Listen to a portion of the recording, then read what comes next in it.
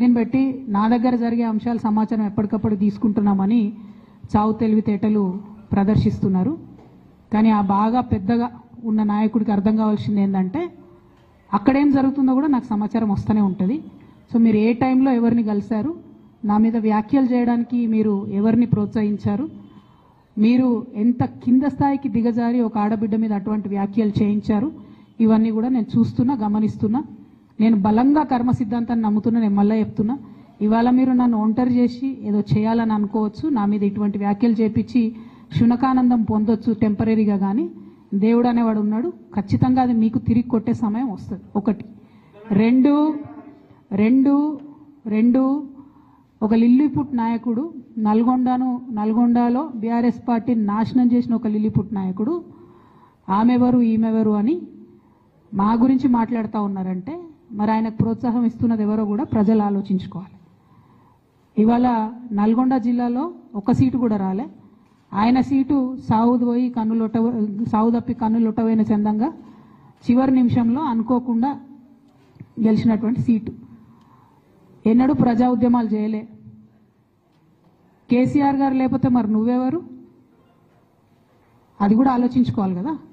కేసీఆర్ గారు లేకపోతే బీఆర్ఎస్ పార్టీలో ఉన్న ఏ నాయకుడైనా ఎవరు? ప్రజలకు మనందరినీ పరిచయం చేసింది కేసీఆర్ గారే కదా. మనలో మనం కన్ఫ్యూజన్ ఉన్నప్పుడు ఇష్టం వచ్చినట్టు మాట్లాడుకోవచ్చా? ఈ లిల్లీపుట్ నాయకుడు మాట్లాడంగానే ఇంకో చిన్న పిల్లగాడు నిన్నగాక మొన్న మా పార్టీలోకి వచ్చిన వాళ్ళు కూడా ఎటుపడతట్టు మాట్లాడు. అసలు ఎవరు మీరు? మీకు తెలంగాణ ఉద్యమంతో సంబంధం ఏంది? బీఆర్ఎస్ అధికారంలోకి వచ్చినాక బీఆర్ఎస్లోకి వచ్చి పదవులు పొంది ఉల్టా నా మీదనే మాట్లాడతారా మీరు? మేము ఉద్యమం చేసిందే మీ మీద కదా.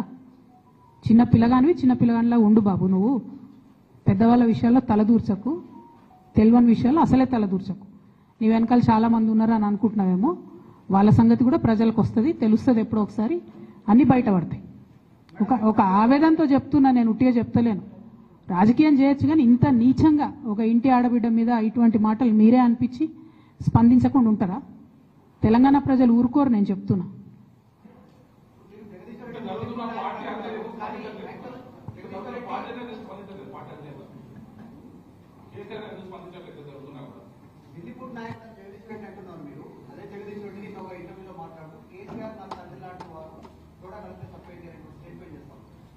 నేనేమంటున్నా, కేసీఆర్ గారు నాకు తండ్రి.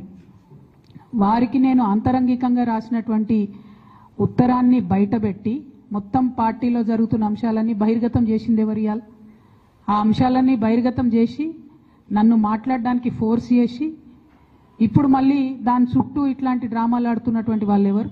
ప్రజలకు కూడా తెలుస్తుంది తప్పకుండా. కానీ ఒక మన పార్టీకి సంబంధం లేని, బీఆర్ఎస్ పార్టీకి సంబంధం లేనటువంటి వ్యక్తి చేత మన పార్టీ నాయకులు